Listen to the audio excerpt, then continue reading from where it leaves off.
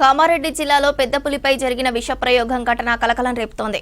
కామారెడ్డి మండలం స్కూల్ తండా గ్రామ శివార్లోని అన్నారం బీట్ పరిధిలో గత 4 రోజుల క్రితం పెద్దపులి దాడి చేయడంతో ఒక ఆవు చనిపోయింది. మృతి చెందిన ఆవు డెడ్ బాడీపై స్కూల్ తండా వాసులు పురుగుల మందు చల్లారు. దీంతో ఆవు కలేబారాన్ని తిన్న ఆవు చనిపోయింది. ఫారెస్ట్ ఆఫీసర్లు ఇన్వెస్టిగేషన్ చేయడంతో అసలు నిజాలు బయటపడ్డాయి.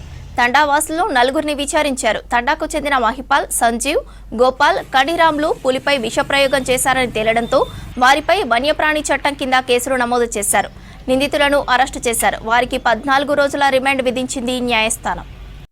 బీట్ స్కూల్ తాండా శివార్లో ఉన్న అటవీ ప్రాంతంలో గత 3 రోజుల నుంచి మనకి టైగర్ మూవ్మెంట్ ఉన్న ఆనవాళ్ళు ఉన్నాయి కాబట్టి మనం సర్చ్ ఆపరేషన్ కండక్ట్ చేశాము.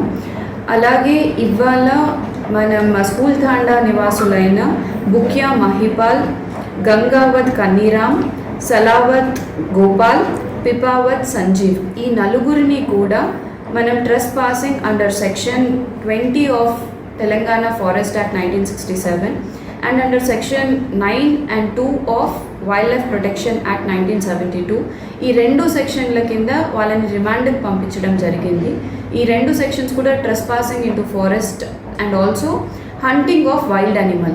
ఇక్కడ షెడ్యూల్డ్ 1 అయిన టైగర్ని హంట్ చేసే యత్నం జరిగింది కాబట్టి we have send them to remand. ఇవాళ 14 రోజుల రిమాండ్ జరిగింది వాళ్ళకి. సో ఫర్దర్ ఎంక్వైరీ కూడా జరుగుతుంది. మనకి ఫోరెన్సిక్ రిపోర్ట్ వచ్చిన తర్వాత మనకి అన్ని వివరాలు తెలుస్తాయి.